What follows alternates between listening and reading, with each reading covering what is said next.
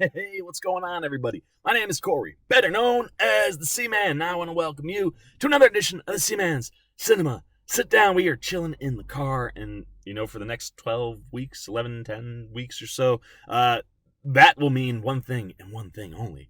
And you know what it is, so I'm not going to waste any time. Why don't you pull up a chair, man, take a seat. We're getting ready to dive in spoiler free, followed by spoiler filled, into American Horror Story 1984, Episode 2, which is entitled Mr. Jingles. And yes, I am in my car, and unfortunately it is not nighttime because I got stuck at work late.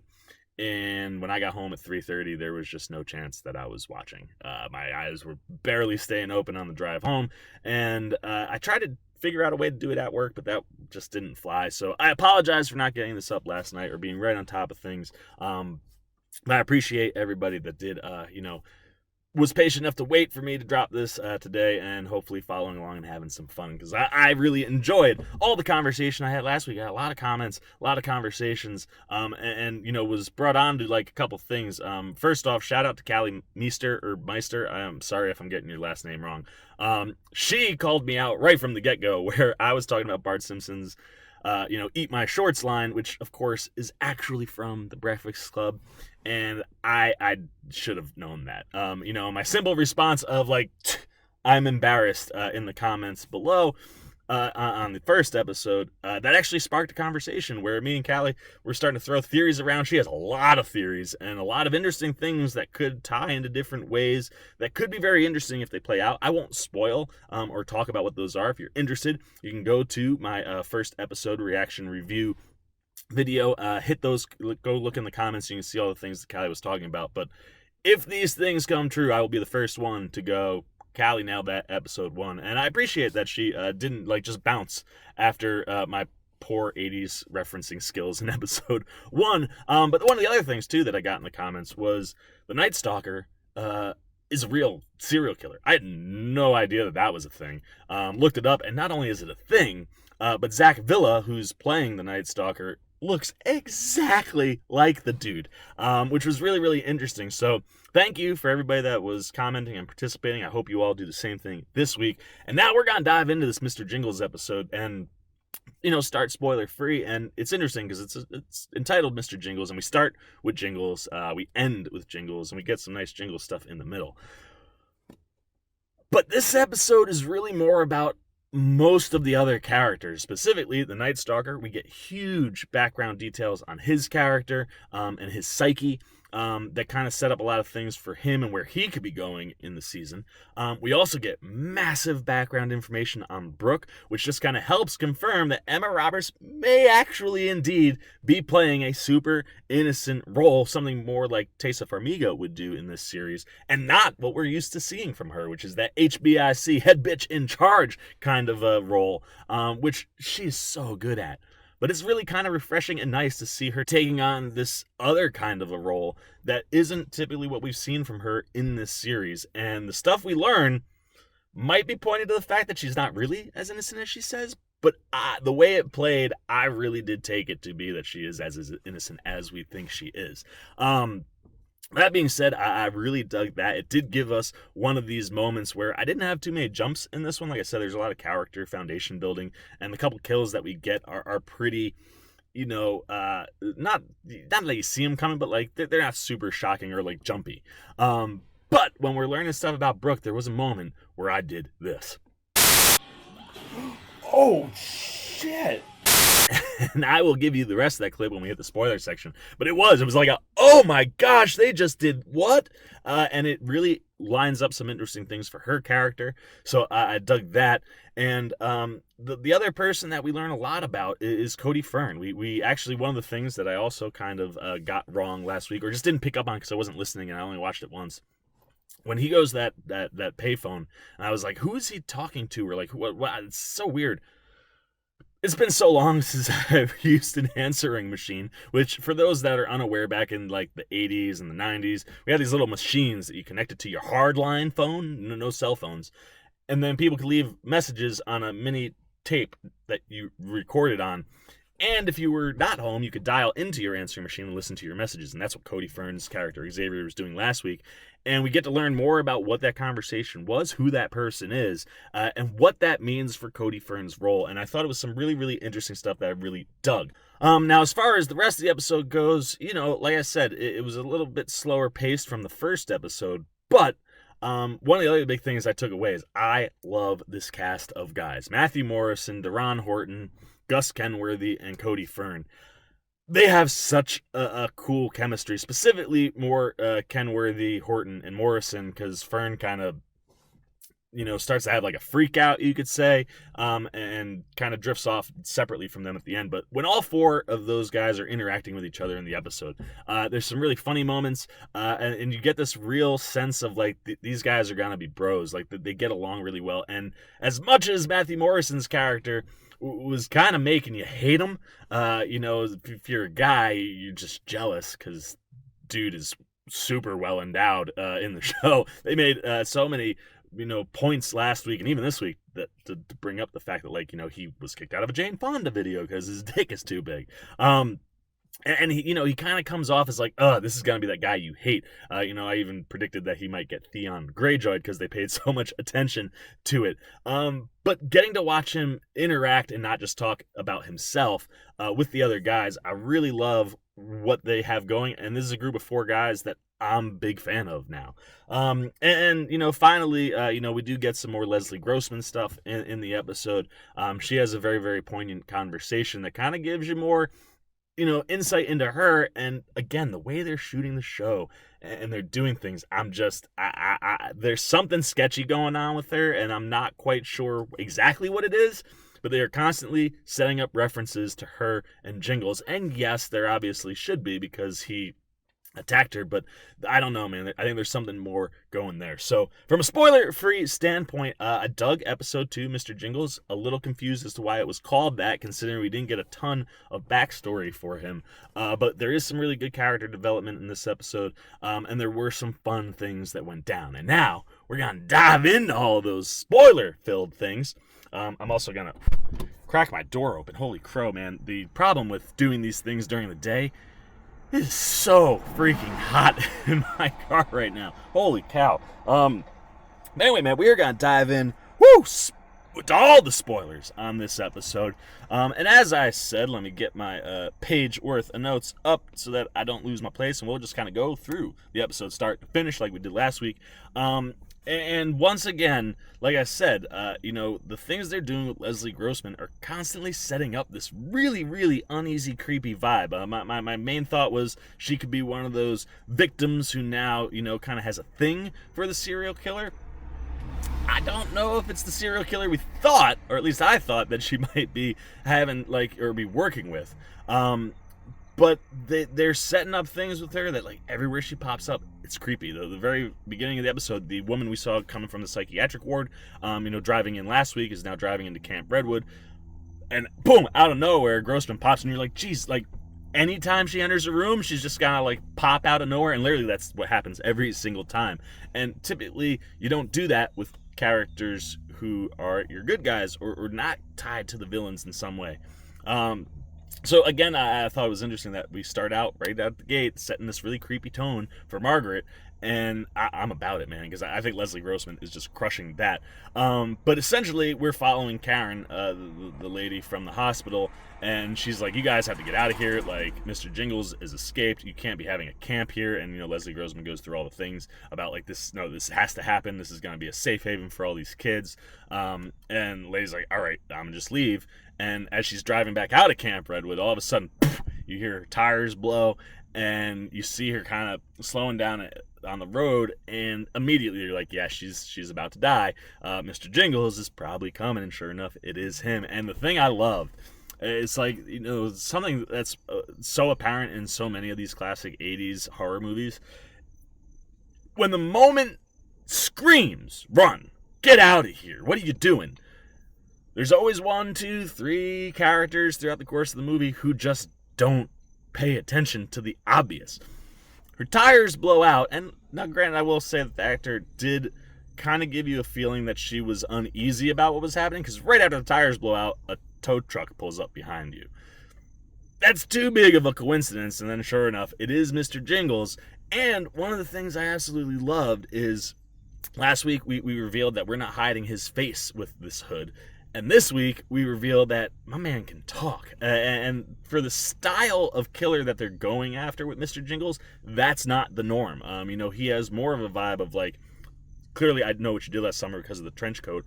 But I mean, it's got Halloween and Friday the 13th vibes, and none of those characters talk. So kind of giving him that gives him, things that like Freddy Krueger and Chucky had, but really, don't mesh with the way you would think his character would be, the stereotypical way you would look at his character. And I like that they're doing that stuff, man. He comes right down and just looks Karen in the eyes and is like, yeah, no, it's me. This is what's going down. And like, yeah, I am just the epitome of evil. I'm all about that stuff, man. So it's a good start. And I thought we were going to hang with Jingles the whole episode, but we don't.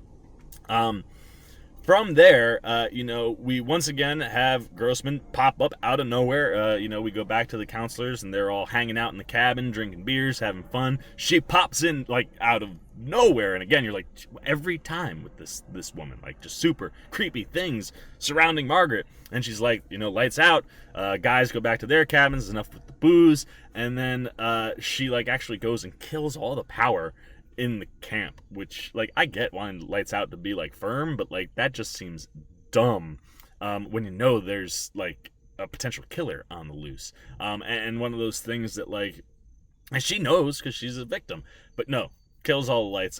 So like, again, I said, every time she pops up, you're getting these uneasy vibes. So obviously everybody clears out, and that just leaves Billy Lord and Brooke hanging out in their cabin. And we get some really, really interesting details on Brooke's character, because she kind of, Billy Lord's talking to her about, like, just because these things are happening, like, it's not. And Brooke's like, it doesn't matter when the worst has already happened. And you dive into her backstory, and you find out that she is as innocent as she seems to be, marrying the first boy she ever kissed, the first boy she ever loved. But that boy was a very, very jealous man, and Brooke had like night terrors, and she didn't, she was having trouble sleeping the night before the wedding and didn't want the groom to come into the room because it's bad luck. So his best friend and best man, according to Brooke, came in and slept on the couch just to, keep her company and make her feel safe. And very, very jealous, boyfriend, now fiance, almost about to be husband, is just looking at her, and he starts like squeezing her hand real bad. And like just starts going on about, like, I was coming, he's like, I saw you, I was coming over last night to tell you how much I love you and can't wait to spend my life with you. And then I see him go into your room and not come out. He's like, I waited and he didn't come out till the morning. And granted, rightfully so, something to think about. And at first I was like, oh, maybe Brooke's not gonna be as innocent as we think. And the way it plays, like the story she tells, it all seems legitimate, and they didn't seem like they were hiding anything, like her and the best man. And then you get to see something happen that was the biggest shocker of the whole episode. It's that clip that we teased. Now I'm going to show you the whole thing. Check out how mind-blown the Seaman was when the fiancé did this. Oh, shit.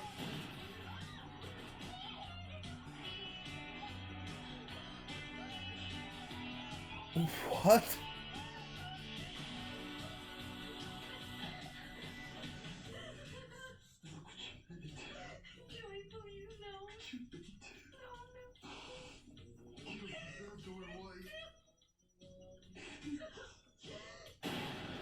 Oh, he killed himself.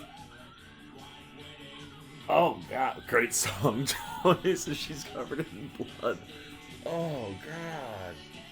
Now, there you go, man. Like, and in case you couldn't tell what was going on, he just out of nowhere pulls a gun out, shoots homeboy in the head, then shoots her father in the chest, and then brings her in. He's like, I loved you so much. Didn't you know that? And you're like, well, it looks like he's going to pull the trigger on her, but obviously he's not. And boom, blows his own brains out. And you're like, oh my, like, talk about, like, understanding why she was so traumatized. And granted, rightfully so, traumatized after the Night Stalker popped up in her apartment, and she got away. But, like, when you have that as a background for a character, holy cow. And a really interesting way to kind of give you a dark element to her character, a dark part about her past, yet still, I think, make it seem like Brooke is still a really super innocent girl. So I loved that. That was like our big. These episodes need one of those, man. And then you get one of these things where we kind of learn a little bit more about Billie Lourd and the fact that I think she's just open to sex in general, because she's a little tips, and she's talking to Brooke, and she's like, no man, like, it's okay, like, Brooke says nobody ever believes me. She's like, I believe you, and she goes in for a kiss, and Brooke's like, whoa, yeah, easy. And that was a nice little insight to, like, yeah, okay, Billie Lourd is definitely not going to survive this season, because she is the quote-unquote group slut. And those characters don't last very long, which I hope doesn't happen to Billie Lourd, because I absolutely love her as an actor, and I hope that we get to see her all season. But the things and traits we're seeing with her don't set up a lot of good things coming down the road. Now, as I mentioned, Grossman kills all the power. We do get to hang out with the guys, and I really enjoy this group. But like I said, Cody Fern kind of separates himself a couple times. And while he's walking, all of a sudden, like, he gets grabbed. And it was this vibe of just kind of, when they were walking, I was like, oh, God, I hope nothing happens to Cody Fern. Like, I really like him, too, and I hope he's around. And boom, he gets grabbed. And you're like, crap. Ends up being the guy from the voicemail. We learn this background about, Xavier, that at first I thought this dude was a pimp. The way he was talking, he was like, he calls him Blake, which is his name. He's like, my guys, they don't call me Blake. And then he calls him Daddy. I was like, oh man, is he like pimping dudes out? No, we're going to gay for pay. Which is a big thing in the porn industry, where straight actors, whether guys or girls, do gay porn, and that's what happened to Xavier. You find out that he was found in a park with like a needle in his arm, and his pants were pissed from ODing, and this guy Blake basically saves him, and then basically is like, I will get you all set up and taken care of, but you gotta do one thing for me. And Xavier kind of mentions that it was only supposed to be one film, and Blake's like, you can't run away. And he's like, if you're gonna run away, don't make your forwarding address where you work, because it was really easy to track you down. And you're like, oh man, so that's what that whole phone call was about.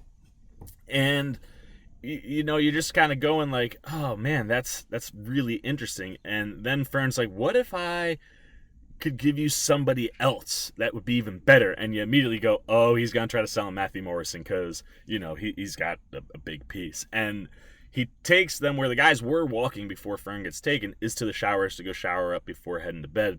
And the other three guys are all in there, Morrison, Horton, and Kenworthy. And they're showering, and they're talking, and they're laughing. Again, he brings up, the Jane Fonda video and how he got kicked off, and now that's intimidating and stuff. And then you see an eye appear in the hole. There's like a hole in the wall. And at first you're thinking maybe it's the killer, and then they swing around and it's Blake. And like the wide-eyed look he has, like he's clearly seeing Matthew Morrison's character. And he says, that's the other thing, man. If you're gonna do 80s, horror, you gotta have some really good classic comedy, like laugh moments. And this was certainly one of them. I'm gonna show you it in real time first, and then we'll talk about it.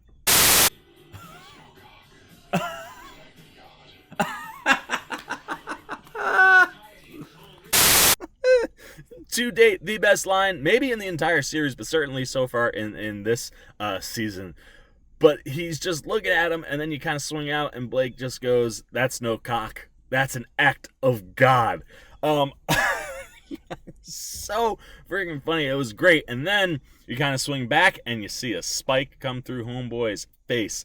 Mr. Jingles, sure enough, shows up and takes out that guy. Now, at that point, I think Fern bounces. He kind of runs away while the guy is looking.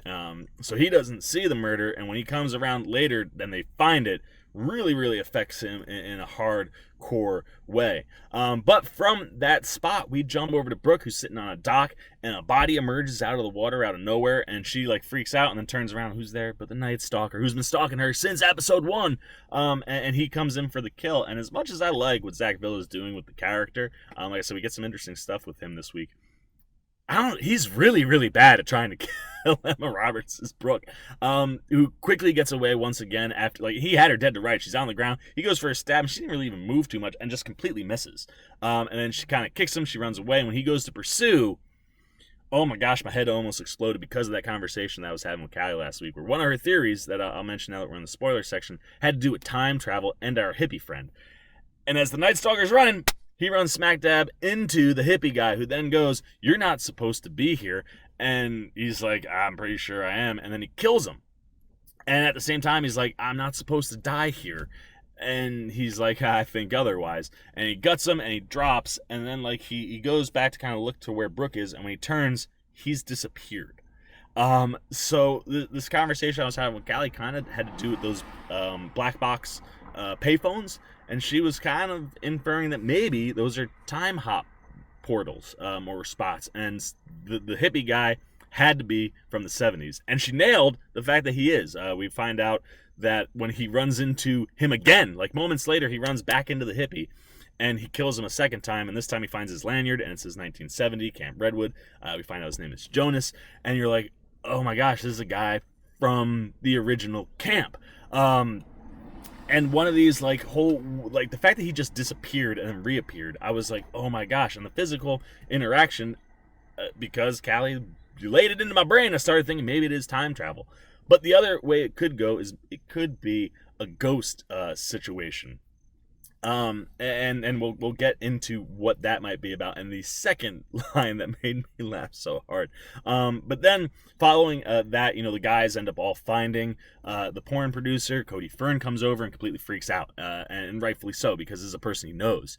And he bounces, and you're kind of left with the three guys, and they're kind of all talking and looking like, oh man, they have a really funny moment where they have, Horton's character, he's like, is he dead? Like, you gotta poke him with like a stick. And they're like, you gotta check his pulse. He's like, dude, he is dead, man. I mean, he's got a spike, like a wooden spike coming through his head, out his eye. Like, he's very, very dead. But while they're all doing that, all of a sudden you hear Jingles, and they kind of showed Jingles moving through the camp. And then once again, they do one of these things where they tie something with Jingles back to Grossman. And as you're hearing him walk and the jangle of his keys, then they cut to Grossman, who's fumbling with her keys to open up one of the cabins. And you're just, I don't know, man. There's something more going on that meets the eye, I think, with those two. But that might not be the one that she's working with. She ends up running into the Night Stalker. When she opens that door, she comes in, homeboy is just sitting in her cabin. And they have this kind of crazy conversation, which ties into another theory that Callie threw out at me because of the fact that the Night Stalker keeps bringing up Satan. He talks heavily about Satan being the driving force. And while they're having this conversation, obviously Grossman talking about like how God and all that has played into her life, you're getting this kind of polar opposite of like, oh man, Satan versus God. And then all of a sudden, their conversation, as we learned that like the Night Stalker, his mom worked at a chemical plant, was inhaling chemicals when she was pregnant, so like he's been poisoned from day one. Then he gets hit in the head with a swing and starts having seizures. Then his cousin comes and he's like a Vietnam vet, I think, and can kind of help with some of that stuff, but then shows him all these pictures of all these women he killed, which then kind of leads to what the Night Stalker becomes. And you just kind of have this really interesting conversation where Grossman starts talking to him about like how God is the light and God is the way, and you can use God to explain away things that have happened to you that have made you the person that you are now. Like she says to him, like, you would never be who you are now, the person you were meant to be, without all of those things. But then she goes twist, and this is where I'm like, see, there's something wrong with her. She's like, you can use God to explain you doing bad things. And they kind of have this moment where it's like, okay, Grossman's gonna team up with the Night Stalker, and her angle is that she wants someone there to stop Mr. Jingles. But I'm telling, I don't know, man. I just got a weird vibe about her and the Jingles relationship, and I'm really, really interested to see where that goes. But I really enjoyed that sequence, that back and forth between them, where like I'm down for a Night Stalker Margaret team up, and it certainly looked like we could be going that way. And then, of course, the last thing we had seen was the kids just deciding we have to leave, right? Like, we got dead bodies, the Night Stalker's somewhere here, there's this Mr. Jingles guy, and they thought the Night Stalker might have been the killer, and Morrison's character goes, I don't think it's the Night Stalker, man, he's got no ear. So they immediately bolt, they run to the van, they get in the van, and naturally, it doesn't start. And you're like, oh, somebody cut the cables, and then it does eventually start. Another thing that we've seen in tons of these movies where it's like, come on, start, and they start yelling at it, and then boom, it kicks on, and they take off, and you're like, holy cow, they gotta get out of Camp Redwood in the episode, like in the second episode, like good for them, man, like finally, some characters that know you gotta get out of here. And then as they're getting ready to hit the exit, out of nowhere comes the nurse, because Jingles has run into her, and they kind of have a run-in in the cabins over by the infirmary. And she comes running out, and she's got some blood, and she's like, ah! And they swerve and crash their car right into Margaret's. Both cars completely totaled, dead, and now you're stuck. And Morrison, mentions that he has a motorcycle. He could take someone on his back there, and there might be one other car. The nurse, she has a car, but her keys are in the infirmary, and Morrison's keys are in the cabin. So Fern, Lord, and Morrison all go for his keys, and the rest of the group go to the infirmary with the nurse, who does not want to go inside. She's like, I can't go inside there, man. So they kind of mess with Ken Worthy's character, and like, come on, man, like you're an athlete, like you go in there, like you're faster than everybody. So they do eventually go into the room, and it is empty. It sounded empty, and they were like, yeah, these Jingles isn't in here. And they start scrambling. She starts trying to look for her keys, can't find them. And then Morrison gets his keys, but despite grabbing his keys, all of a sudden there's a banging on the door, and in the lead up, you're seeing the Night Stalker head to the infirmary, and you're seeing Mr. Jingles head toward the camps, and you just go, oh no, is this what we're setting up?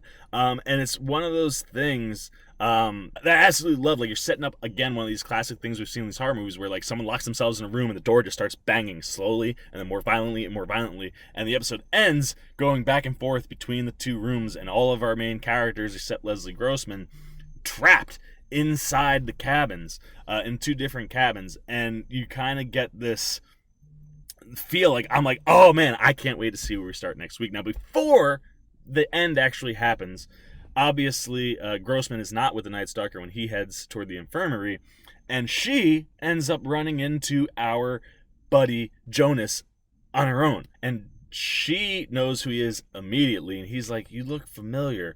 And then, like, she kind of says something. He goes, oh my gosh, Margaret. And she's like, Jonas, he's like, you've changed so much. And she's like, you haven't changed at all.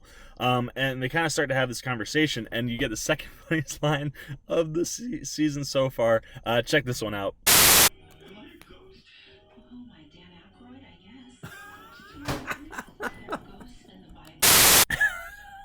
Just like, this is so good. Again, like, perfect line delivery from Grossman, who's crushing this year, and a perfect 80s reference to drop in, where Jonas is like, wait, am I a ghost? Because she's like, what is the last thing you remember? And he kind of tells her that he went and he was outside. He saw her while things were going on. She was covered in blood. He's like, I could have helped, but I ran. I bolted. And then he has the vision of getting caught by Mr. Jingles, and he gets killed. So he's like, oh my gosh, am I a ghost? She goes, who am I, Dan Aykroyd? Such a great line. But interesting to see them kind of interact physically with each other.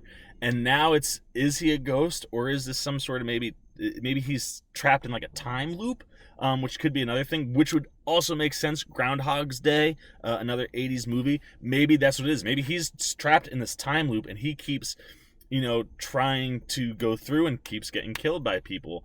But maybe if he can do what he was meant to do from the beginning, maybe he'll get out of the time loop and go back to 1970. I don't know. That could be cool. So I'm really interested to see where they go with that. But overall, like I said, the second episode just did a really good job of establishing our characters in a better way. We know more about them. We feel closer to them because we now learned more. And very quickly, even people that I was disliking last week, I'm like all in on all the camp counselors, and I'm just still uneasy with Grossman's Margaret, but I love the team up with the Night Stalker, and it'll be interesting to see where they go, because the way she was talking about God to the Night Stalker certainly wasn't coming from like a godly place. It felt like it was coming from a darker place. So that could be fun to watch. I'm psyched for that. But overall, like I said, episode 2, Mr. Jingles, although I think titled incorrectly, solid episode that we needed to establish some foundations for our characters. And like, obviously, we got to make this last for the whole season. So, I think they're pacing it right, and each episode just feels like another chapter of one of these horror movies. So I'm digging 1984 so far. Lots to, was packed in there. Like I said, a lot of story building in this one. So the question is, What are you thinking 2 episodes in? What did you like or dislike about this episode? What things did you pick up on that maybe I missed?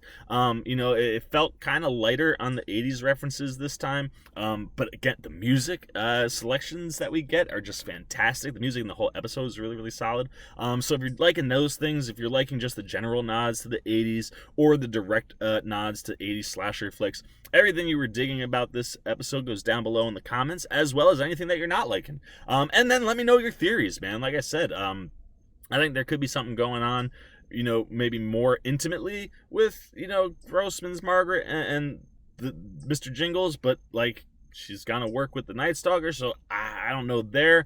The hippie, where is he? Is it a ghost? Is it time travel? Is it a time loop? Anything that you're thinking about the episode, about the season, where we're going. Is Brooke really as innocent as she is? Did she not sleep with that guy's best friend? I don't know. Let me know everything you're thinking down below. I'm going to stop rambling about that. Just hit your comments. Let's get the conversation going. Like I said, a lot of fun with everybody last week. So I look forward to your comments this week. As always, if you enjoyed this video, episode 2 in the books, if you enjoyed it, man, you're liking what we're doing with American Horror Story, give me one of them thumbs up. I love seeing those. And then as always, if you want to hang out with me all American Horror Story 1984 season long, you got to go hit that subscribe button. You got to go hit that little bell that follows. I had about 20 plus of you come along for the ride after last week, so I hope we get even more. I really, really enjoy this show, and I really, really enjoy talking about this show with you guys. So do me a favor, man. Go hit that subscribe. Go hit that little bell if you want to talk American Horror Story, or if you just like movies in general. I'm your guy. So do that for me. I'll keep crushing on American Horror Story coverage for you guys. And as always, for the Seaman's Cinema Sit Down, I am the Seaman, and I'm signing off. Peace! Well, I'll be. You guys are still here. You must be looking for some more content. Well, don't worry. Seaman's got you covered, man. You got videos like this guy and this guy. And if you haven't yet, and you want to come check out all the Seaman goodies, join the Cinema Sit Down squad, man. Hit that subscribe button. And don't forget to hit the little bell down below that, too, so you can get alerts every time I make new videos.